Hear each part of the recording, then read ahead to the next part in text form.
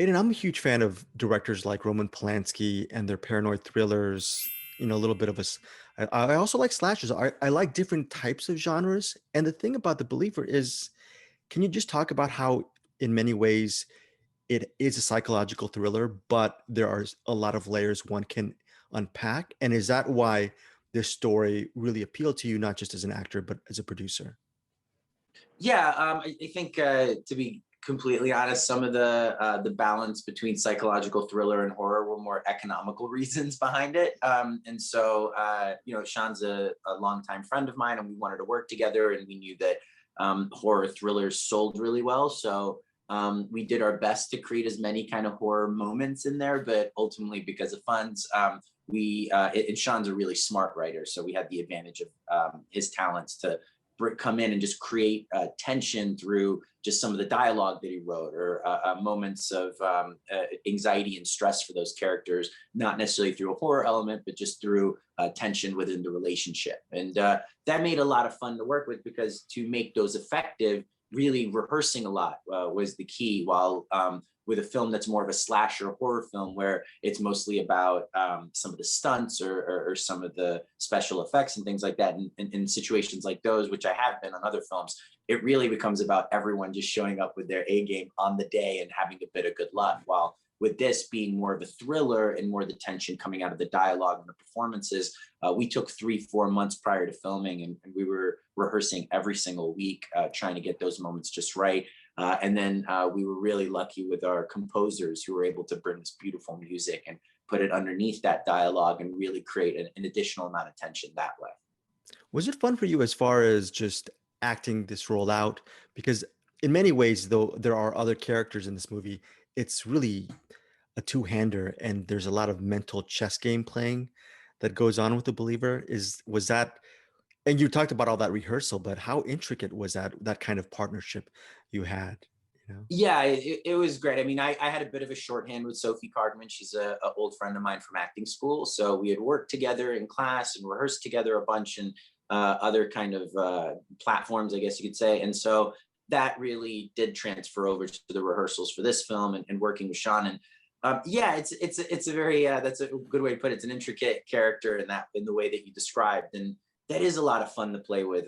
Me and Sean had so many hours of conversations of just trying to pinpoint what Lucas knows, or what Lucas is questioning during different points of the script and of the film as we were filming. And it was really important that and Sean's direction was really helpful in this. Is just threading the needle exactly the right way to know, like in the first act and halfway through the second act, these are the things that he's aware of, or these are the things that he's confused about, or these are the things that he could potentially be wrong about as his character. And I think that hopefully, if we're successful, it creates an experience for the viewer where, as they're going along, there's these little breadcrumbs they're picking up, and they're going back and forth of whether they believe him, or whether they think that Violet's character is the one that's actually in reality, and maybe Lucas is confused. So we're constantly trying to keep the audience on their toes, wondering that. If one's going to have a successful film, I don't, in my opinion, just outside looking in, a location shouldn't be an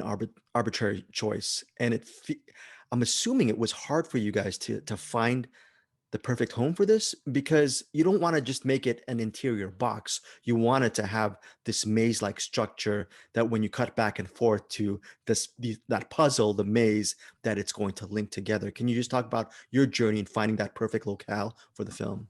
Yeah, it was a terrible experience. It was very difficult because initially, when me and Sean had talked about the film, the perfect situation would have been a home with a basement, right? And so, as I don't know where you're located, but California doesn't do a good job of creating a lot of homes with basements.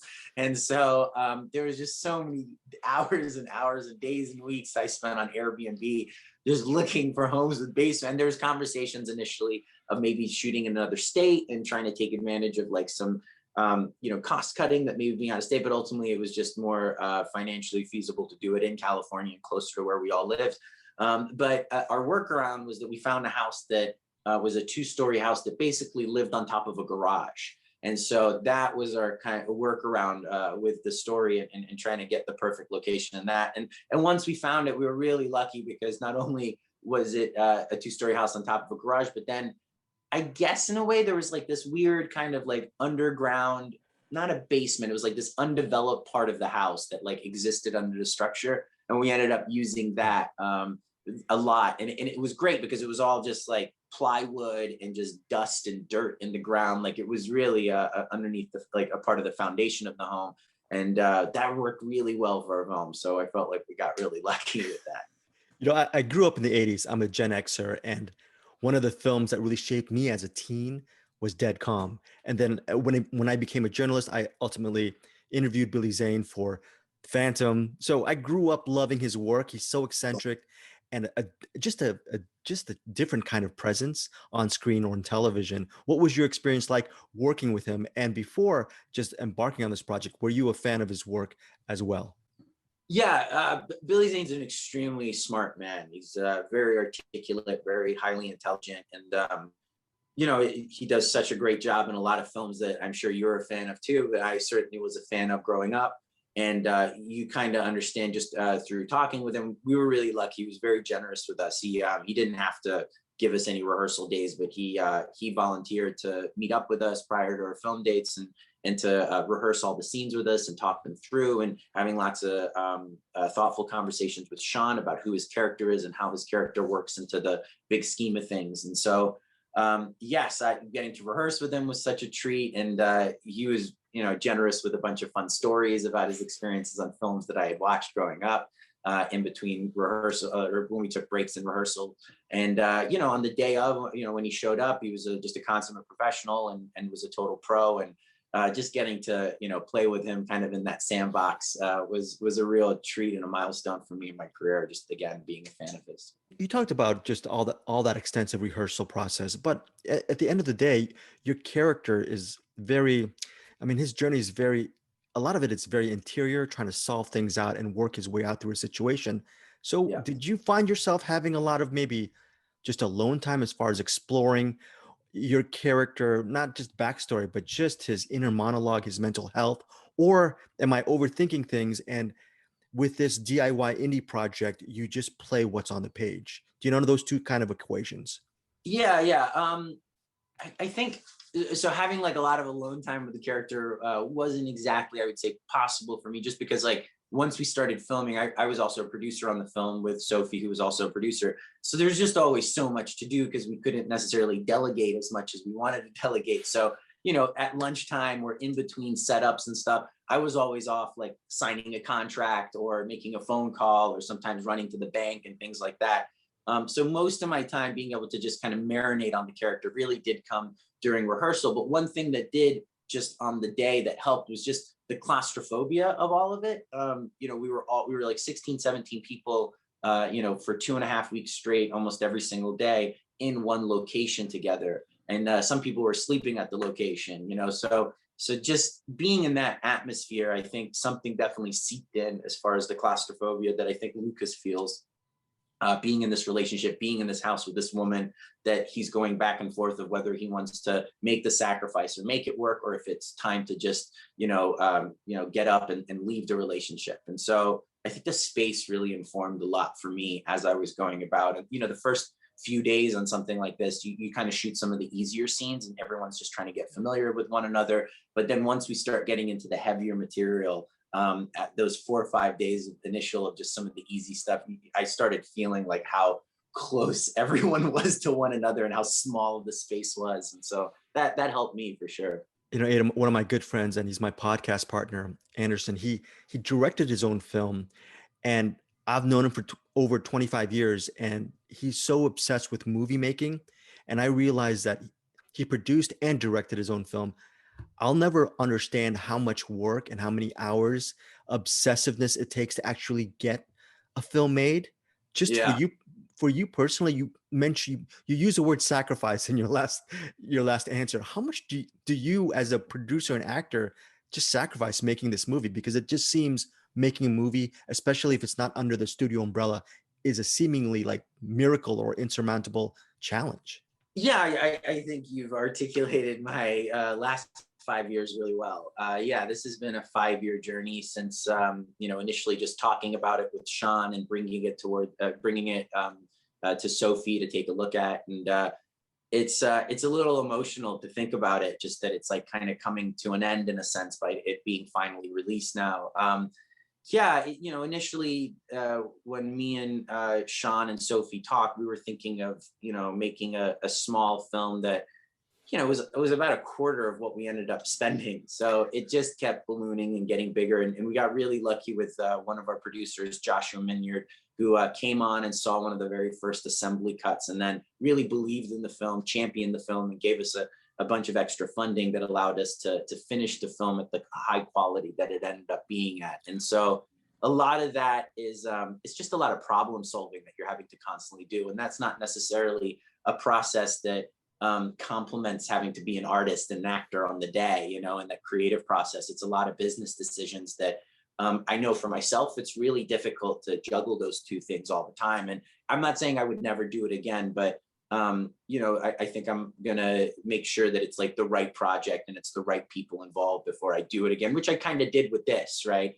These were all people that I've been wanting to work with for a while. Whether it was Billy Zane and someone that has been an idol of mine, and whether it was just Sophie, an actress that I'm familiar with from acting class and whose work I really admire and respect, and Sean, who, has directed me on a lot of plays. And I always felt that, in the plays that I always worked with him, I felt my best work came out just because of his brilliant directing. And so, if I do it again, it would have to be another set of variables like that, like people who I really respect and who I admire that I'd want to work with again. It's not something that I would just, willy nilly, just like, oh, I'm just going to produce a couple of things, because again, there is a lot of sacrifice, like I said earlier, that you pointed out. And it's a big time commitment. If you want it to be done the right way, like there were a lot of shortcuts that presented itself during the process of making this that I purposely didn't take. And that ended up making the process last a lot longer, an extra couple of years to wait for the right resources, to wait for people's schedules to open up, because you knew that they would be the best person for the job. There's that expression where they say you can have it cheap, fast, or good. And you can always have two of those three things, but you can never get all three. And so we definitely sacrificed the fast because we wanted to make it right, but we wanted to make it good, and that was like the biggest priority. And we ultimately, we're able to get people at, some really talented people behind the camera to come on who just believed in the film, that really, bless them, they did it for peanuts, and we were lucky for it. And my final question to you is, right off the top of your head, can you name one of your all-time favorite movies? And what is it about the specific movie that still speaks to you today and is not just a nostalgic pick? Ooh, great question. It's hard to pick just one. I can give you like a couple, I guess, That's but cool. Yeah. usually for me, a movie that kind of sits with me tends to kind of hit on a theme that I might be going throughout my life at that time. And so I'm just, at that time when I watch it, I'm projecting so much of what's happening in my own life onto what the story is. So those tend to be the films that like I love. Films that I think that have done that for me in the past, that I love. I really love the movie Closer, which was originally a play, but I think that to me just showed like a lot of the complexities of relationships, and not just relationships, but also like where you are in your life and what phase you might be going through, and then what relationship you're ready for in those variety of different phases you might be in. And so I think what that really taught me was that timing is king over chemistry. You might have the best chemistry with someone, but if the timing's just not right, it completely sabotages the whole thing. And watching that as like a 19, 20-year-old was really eye-opening, because I'm a bit of a romantic at heart, and those are a relationship with someone of something at that age too that I really really coveted, and a lot of times things didn't work out the way I wanted to. And I felt that film really touched upon a bunch of topics of like, so much of it is out of your own hands. You can only control where you are, and the self-work that you're happening to do at that moment. But where someone else might be that comes across your path, if their timing isn't lining up with yours, it doesn't matter how hard you laugh. It doesn't matter how beautiful you think they are. All those things are secondary to timing. And I think Closer really touches on that. And thank you so much for your time. Really enjoyed The Thank, Believer. thank you so much. I appreciate you taking time to talk about it.